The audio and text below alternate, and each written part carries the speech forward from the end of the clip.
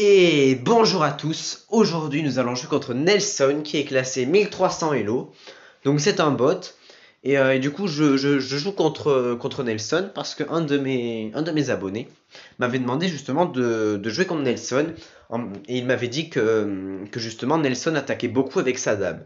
Du coup c'est ce qu'on va voir. Donc Nelson il me fait E4, donc il prend le contrôle du centre, et je vais faire ce que j'ai dit dans une de mes dernières vidéos, qui s'appelle la défense scandinave, donc n'hésitez pas à aller la voir. C'était il y a 2-3 vidéos, n'hésitez pas à vous balader sur ma chaîne pour trouver des vidéos intéressantes. Et du coup je propose de jouer face à E4, de jouer D5. Et en fait ça c'est intéressant, parce que du coup on vient immédiatement attaquer le pion central. Bon, après il y a quelques défauts, mais si vous voulez tout savoir, n'hésitez pas à aller voir ma vidéo. Donc mon adversaire me fait dame h5, et ça c'est un petit peu bizarre. Pourquoi? Parce que déjà en fait mon coup d5 attaquait son pion en e4. Et du coup en jouant dame h5 en fait ça me laisse le pion gratuitement.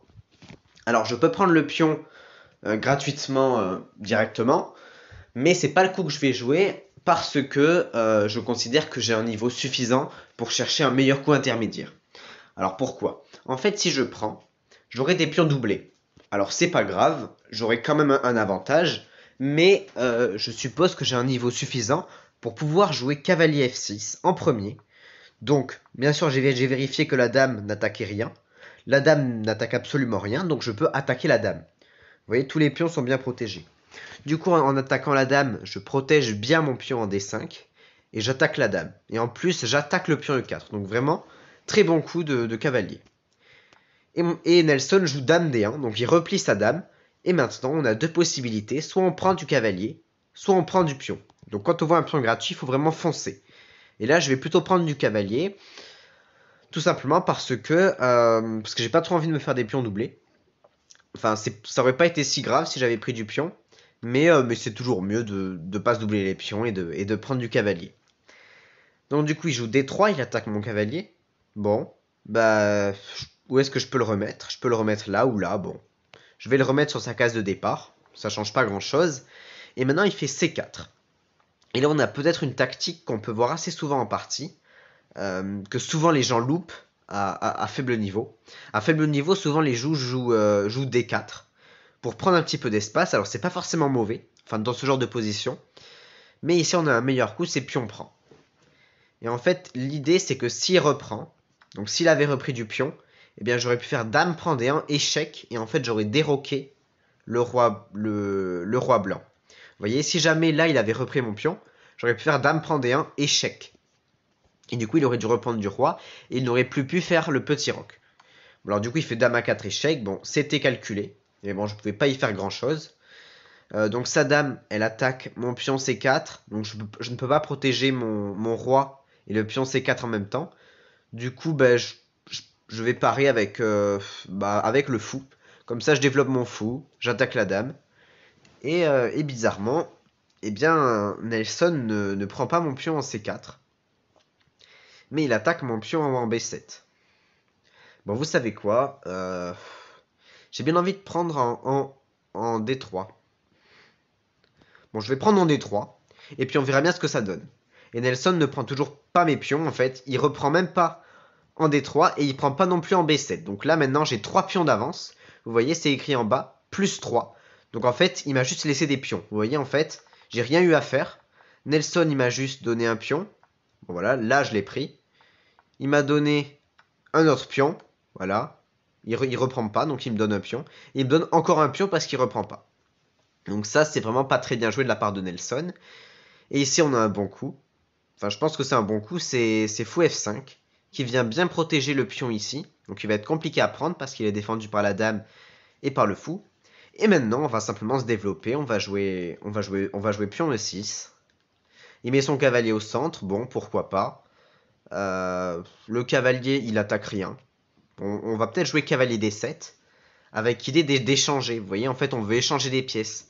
Comme on a une pièce de plus, vous voyez, on a 3 pions de plus, et bien on va essayer d'échanger du matériel pour pouvoir mieux gagner en fait. Alors que si jamais c'est mon adversaire qui a plus 3, il vaut mieux éviter d'échanger. Bon, après ça se comprend avec l'expérience de pourquoi il faut pas échanger et tout. Bon, du coup là il me laisse faire un échange Donc on va le faire. Ou peut-être qu'on peut aussi jouer fou D6. Mais bon. C'est un peu plus compliqué. Bon, on va juste prendre. On va pas se compliquer la vie du tout. Hein. On va juste prendre. Puis on va jouer fou D6. On attaque la dame. La dame, elle pouvait rien manger. Maintenant, on va roquer. On met le roi à l'abri. Et maintenant, il reprend enfin un de mes pions. Il fait fou prendre les 3. Donc ça, c'est bien joué. Bon, alors c'était calculé. Mais bon, je pouvais pas vraiment protéger mon pion. En tout cas, j'ai préféré mettre mon roi à l'abri plutôt que d'essayer de forcément conserver le pion. Et en fait, ce que je vais faire, c'est que je vais juste échanger. Hein. Bon, je peux prendre, il va reprendre de la dame. Bon, pourquoi pas. Ou alors, je peux aussi tenter un piège qui peut marcher en partie. Que je pense pas que ce soit le meilleur coup, mais je pense que c'est toujours intéressant de tenter ce genre de piège en partie. Je vais jouer A5.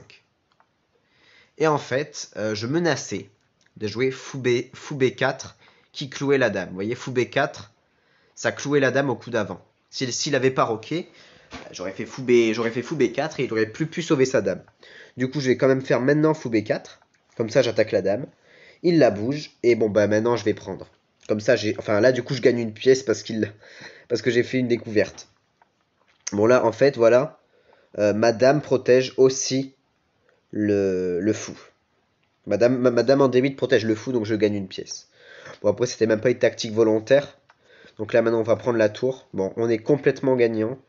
J'ai même pas fait exprès de gagner, tellement que c'est simple, je vais dire. Bon, là, je vais juste sortir la dame. Je vais sauver mon fou parce qu'il était attaqué par le pion. Il propose un échange. Ben, on a dit qu'on était d'accord. On va échanger. On va mettre une tour en D8. On va sortir la tour. Bon, ben, il nous laisse échanger les dames. On va faire dame D1. On propose un échange. Bon, voilà, il fait cavalier là. Il attaque ma dame. La tour est protégée par sa dame. Je vais échanger. Et ensuite, je vais mettre une tour sur la 7ème. Comme ça, je vais attaquer les pions. Donc souvent, mettre une tour sur la 7ème, comme ça, c'est très puissant. Pourquoi Parce qu'il y a plein de petits pions à manger. Donc là, c'est sur la 2e rangée, vous le voyez écrit ici. Mais en gros, mettre la tour sur la rangée, sur cette rangée-là. Donc là, bon, on va juste prendre les pions. Enfin, sur cette rangée-là. Et si jamais vous êtes les blancs, bah, mettre la tour sur cette rangée-là, du coup. Il attaque mon cavalier. Je vais le sauver. Il prend. Je vais reprendre du pion. On fait juste des échanges. Il attaque mon pion, je le défends. Là, il n'y a plus grand chose à faire. Je vais attaquer le pion. Il me donne le pion sur échec, je vais le prendre. Je vais mettre une autre tour sur la 7ème. C'est toujours intéressant d'en avoir 2 des tours sur la 7ème. Là, je peux faire un échange. Alors, je suis même obligé de faire un échange. Enfin, je suis peut-être pas obligé. Mais en fait, si jamais je prends ce pion, donc supposons que je fasse tour prend G2, je suis tout content de prendre un pion, mais là, il me ferait tour E8 mat, vous voyez, si je prends. Du coup, je peux faire échec d'abord, puis prendre ce pion, mais je vais juste échanger parce que j'ai un gros avantage. Et ensuite, je vais pouvoir tout gagner en pré-move. Bon, j'aurais aussi pu prendre le pion en G2, bon. On va juste tout pré-move. Et ensuite, on va gagner la partie juste en avançant les pions, en fait. Il n'y a plus besoin de faire grand-chose. On peut juste tout pré-move. Et vous savez quoi? On va même l'humilier, en fait. On va pas faire une simple victoire.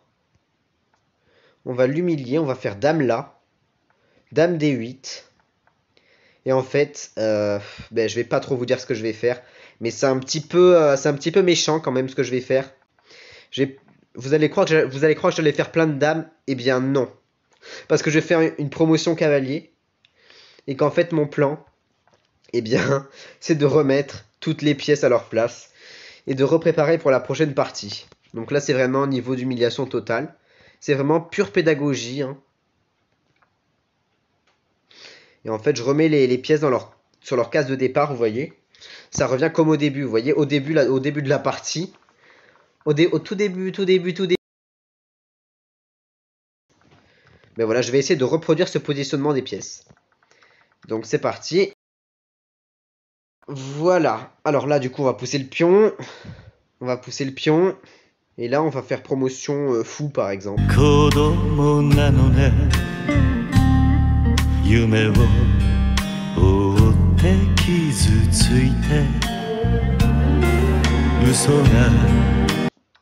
Voilà. Fantastique. Toutes les pièces sont revenues dans leur position de départ. Et maintenant, il va suffire juste de mater. On va juste mettre la tour là.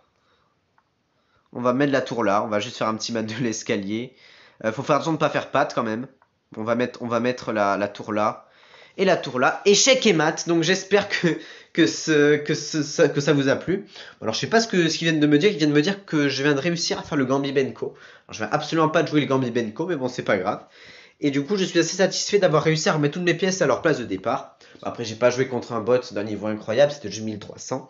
N'hésitez surtout pas à poser vos questions en commentaire et aussi à me dire si vous arrivez à battre.